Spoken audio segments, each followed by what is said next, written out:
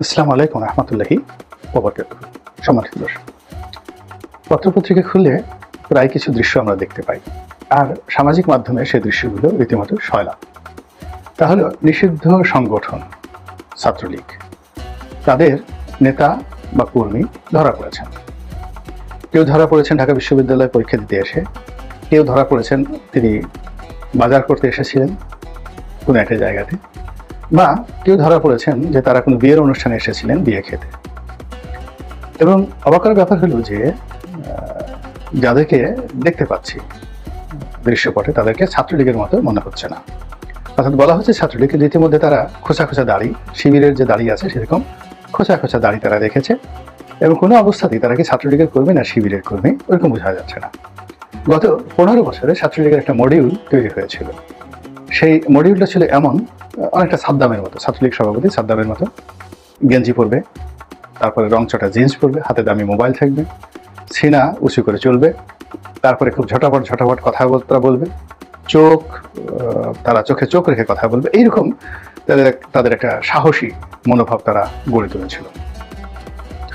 কিন্তু হালামলে যারা ধরা পড়ছে তাদের চেহারা স্রোতের মধ্যে একটা দন্যতা, মনে হয় যেন তারা দুর্ভিক্ষ কবলিত, এবং তাদের কারোর শরীরে আমি মেদও দেখলাম না, চর্বিও দেখলাম না।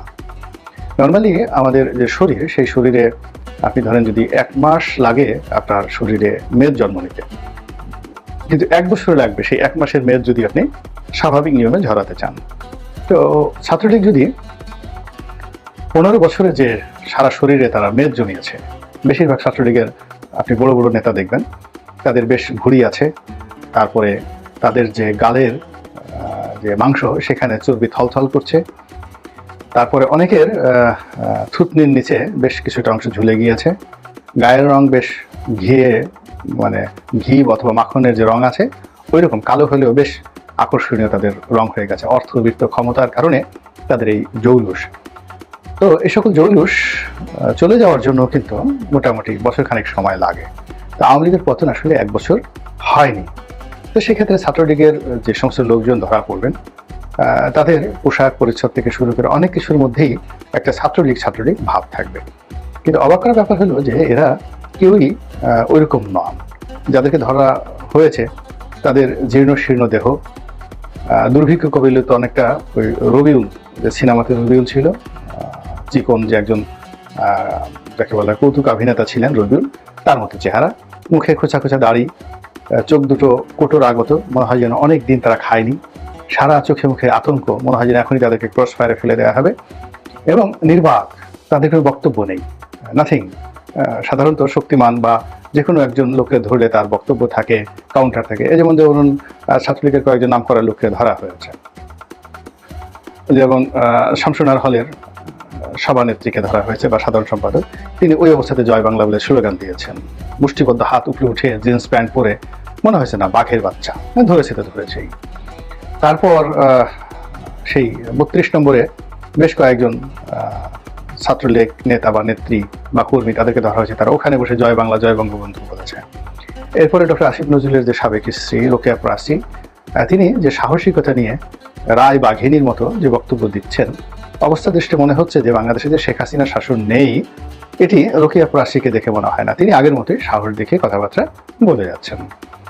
এরপর হাজী সেলিম সাহেবের যে ছোট ছেলে বা বড় ছেলে, যিনি শেষবার সংসদ সদস্য হলেন, তো তাকে ধরা হলো। তিনি একেবারে বীরের মতো ঢাকা কোর্টে গেলেন। তো অন্যান্য অনেক বড় বড় নেতাকে লাঞ্ছিত করার জন্য সেখানে বিভিন্ন রকম গুন্ডা বাহিনী ছিল, এমনকি সাবের হোসেন চৌধুরীর মতো মানুষকে লাথি দেওয়ার জন্য, তারপর দীপমণিকে কিলঘুষি দিয়ে ডিম মারার জন্য অনেক লোক ছিল। কিন্তু দেখলাম যে না, হাজী সেলিম সাহেবের ছেলের সামনে দাঁড়ানোর মতো পুরনো ঢাকাতে কোনো গুন্ডা ছিল না, বা কোর্টে উকিলরা অন্যান্য যে সমস্ত ভদ্রলোকের সঙ্গে খারাপ আচরণ করেছে, হাজী সেলিমের ছেলের সঙ্গে ওই ধরনের একটু শব্দ করে নেই, বরং তিনি, তার হাতে হ্যান্ডকাপ পরানো ছিল, তিনি সেই হ্যান্ডকাপ উপরে উঠিয়ে যেইভাবে বীর দর্পে তিনি জয় বাংলা জয় বঙ্গবন্ধু বললেন, পুলিশ রীতিমতো টাসকে খেয়ে গেল। এবং আশেপাশে যারা লোকজন রয়েছে তারা ওভাবে আরো টাসকে খেয়ে গেল যে এটা কি ধরনের সাহস। তো ততদিন পর্যন্ত ছাত্রলীগকে মনে হয়েছে বা আওয়ামী লীগকে মনে হয়েছে না, এদের মাধ্যমে আওয়ামী লীগ বেঁচে আছে, বেঁচে থাকবে।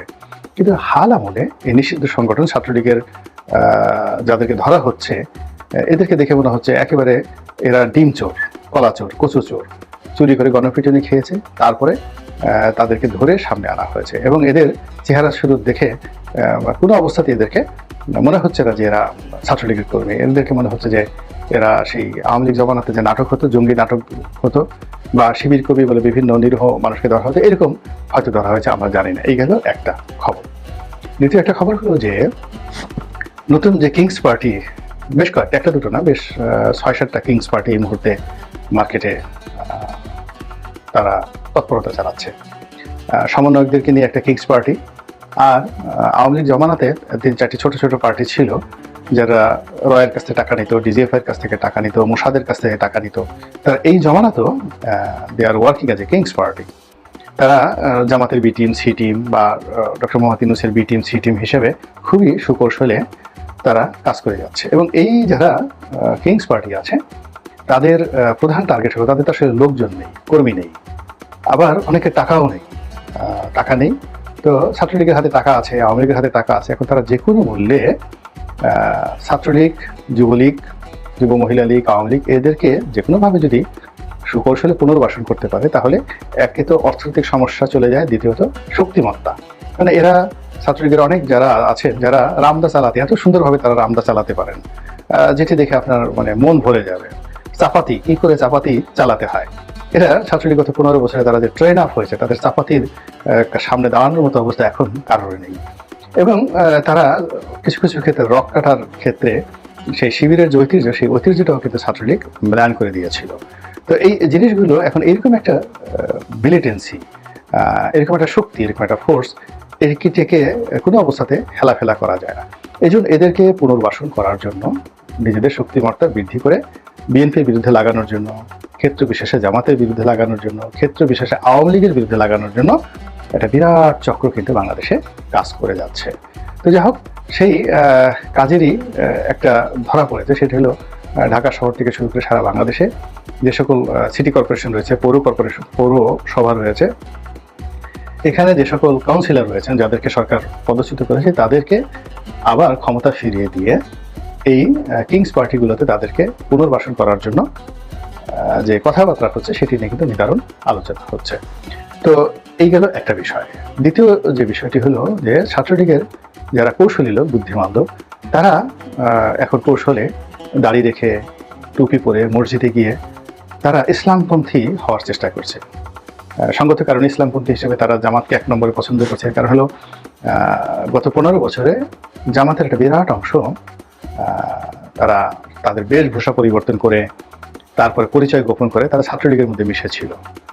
ফলে ছাত্রলীগের সঙ্গে ছাত্র শিবিরের যে সম্পর্ক আগস্ট মাসের 5 তারিখ পর্যন্ত অনেকটা আম দুধের মতো। আম দুধ চেটকে মিশে ফেলে যেভাবে দুধও আলাদা করা যায় না, আমও আলাদা করা যায় না।